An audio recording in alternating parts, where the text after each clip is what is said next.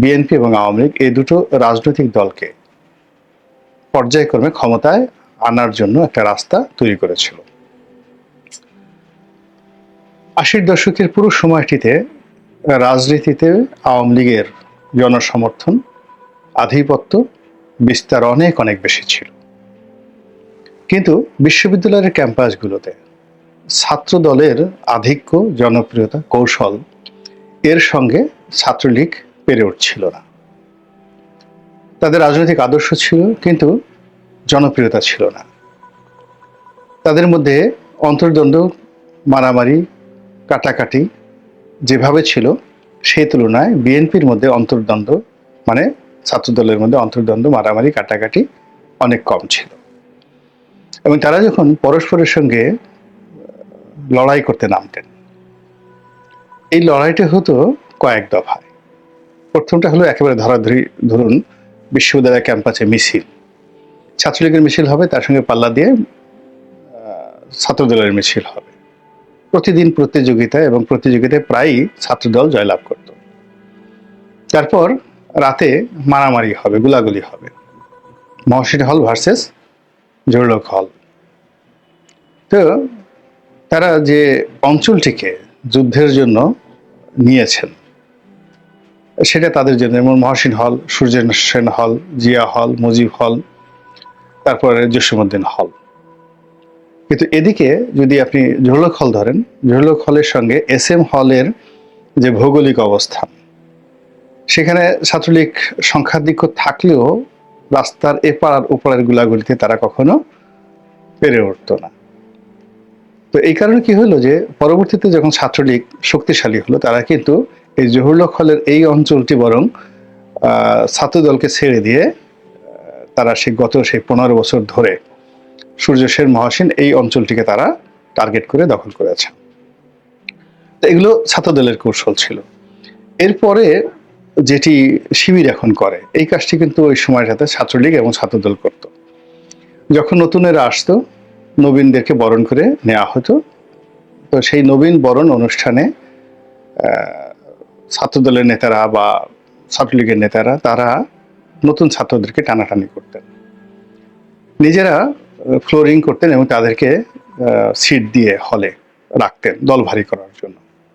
এটা অনেক দাওয়াতি কার্যক্রম।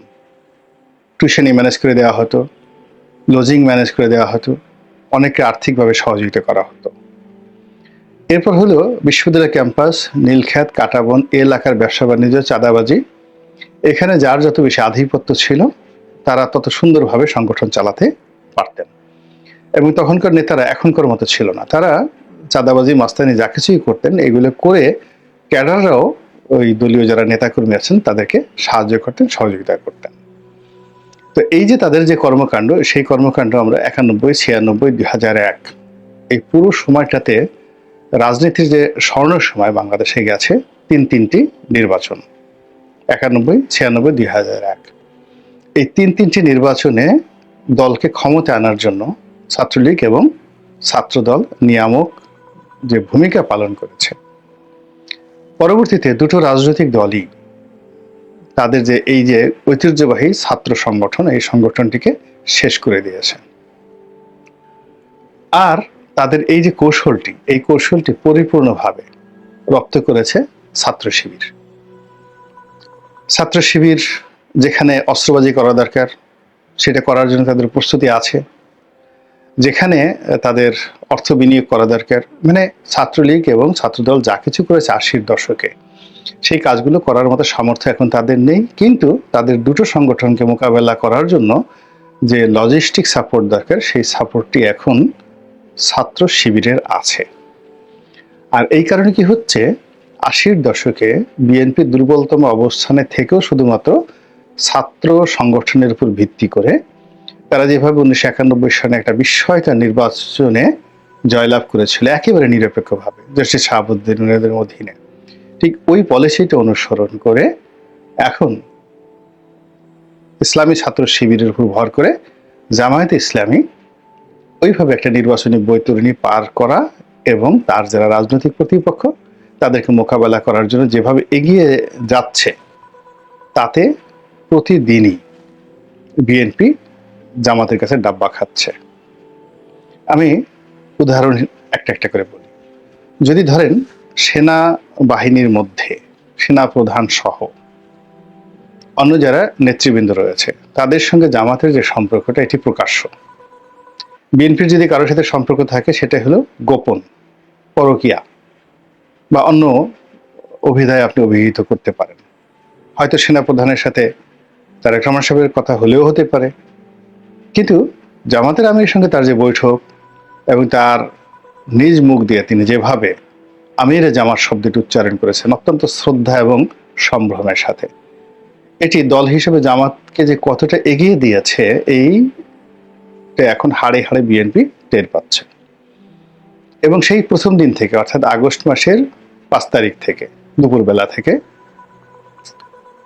পরবর্তী 1 সপ্তাহের মধ্যে জামাত প্রশাসনে সরকারের উপদেষ্টা মণ্ডলীর মধ্যে ডক্টর মোহাম্মদ ইউনূসের সঙ্গে, কূটনৈতিক পাড়াতে আমেরিকার সঙ্গে, চীনের সঙ্গে, কাতারের সঙ্গে, সৌদি আরবের সঙ্গে, তারপর আমেরিকার সঙ্গে, এরপর তুরস্কের সঙ্গে, এমনকি ভারতের সঙ্গে যে একটা ধারাবাহিক সম্পর্ক তারা গড়ে তুলেছে এবং এখন পর্যন্ত প্রতিটি সম্পর্ক তারা ওন করছে। তাদেরকে বলা হচ্ছে যে তারা ভারতের দালাল বা রয়ের এজেন্ট হয়ে কাজ করছে, আওয়ামী লীগের সঙ্গে তাদের সম্পর্ক হতে পারে ইত্যাদি ইত্যাদি। তারা এলোমেলো কথাবার্তা বলছেন, এড়িয়ে যাচ্ছেন, কিন্তু সরাসরি ভারত মানে যাকে বলা হয় বিক্ষুব্ধ হতে পারে এরকম একটা শব্দ জামাতের মুখ থেকে উচ্চারিত হয়নি। 2 নম্বর হলো যে সমস্ত জায়গাগুলো বিএনপির সম্পদ ছিল, যেমন সৌদি আরব, পাকিস্তান, চীন, এই জায়গাগুলোতে জামাত ঢুকে গেছে এবং সমপর্যায়ে এখন যদি চীন বিএনপির 5 জনকে দাওয়াত করে তাদের দেশ ভ্রমণ করার জন্য, 1 সপ্তাহের মধ্যে জামাতের 10 জনকে তারা দাওয়াত দেয় ভ্রমণ করার জন্য। এই যে এখন কাতারে একটা বৈঠক হচ্ছে, আমি যখন বৈঠক মানে যাকে বলা হয়, আজকে ভিডিওটি যেই দিন করছি বৃহস্পতিবার মে মাসের 30 তারিখ, এই সময়টিতে কাতারে একটা বৈঠক হওয়ার কথা বা হচ্ছে, গোপন বৈঠক যেটি নিয়ে আমরা সবাই জানি। সেখানে বলা হচ্ছে যে সেখানে জামাতের আমিরকে দাওয়াত করে নিয়ে যাওয়া হয়েছে। এবং আপনারা জানেন যে কাতারে পাক ভারত উপমহাদেশে রাজনীতির অনেক কিছু মীমাংসিত হয়েছে, এমনকি মধ্যপ্রাচ্যের অনেক কিছু মীমাংসিত হয়েছে কাতারে। ইরান এবং সিরিয়ার যে গুরুত্বপূর্ণ বিষয়গুলো কাতারে মীমাংসিত হয়েছে, ফলে বাংলাদেশের এই বিষয়গুলো নিয়ে কাতারে বৈঠক হচ্ছে এবং সেখানে বিএনপির কেউ নেই, নো ওয়ান, এবং তারা মনেও করছে না যে বিএনপির কাউকে দরকার। আর বিএনপির উপরে এবং নিচে তারেক রহমান সাহেব ছাড়া অন্য কেউ এখানে সিদ্ধান্ত গ্রহণ করার মতো কেউ আছে এটা কেউ মনে করছেন না। আর 2 নম্বর হলো যে তাকে লন্ডনের বাইরে এনে তারপর তার সঙ্গে বৈঠক করা, অথবা লন্ডনে গিয়ে তার সঙ্গে বৈঠক করা, জনাব তারেক রহমানের সাথে বৈঠক করে এবং সেই বৈঠকের ফলাফলের উপর যাকে বলা হয় স্থির থাকা, যে উনি যেটা মুখ দিয়ে বলেছেন ওটা কিয়ামত পর্যন্ত বহাল থাকবে, এই মেসেজটি কূটনৈতিক অঙ্গনে এখন পর্যন্ত পৌঁছানো যায়নি। অন্যদিকে জামাত যাদের সঙ্গে সম্পর্কটা করে ফেলেছে তাদের মধ্যে এই মেসেজটি চলে গেছে যে এরা ইমানদার লোক, হকদার লোক, এরা এই কথা থেকে বাইরে যাবে না। ফলে কি হচ্ছে, জামাত এবং বিএনপির মধ্যে কূটনৈতিক অঙ্গনে তারা যে প্রতিযোগিতা করছে সেই প্রতিযোগিতায় জামাত যে সুবিধাজনক অবস্থানে আছে, অনেক কম জনসমর্থন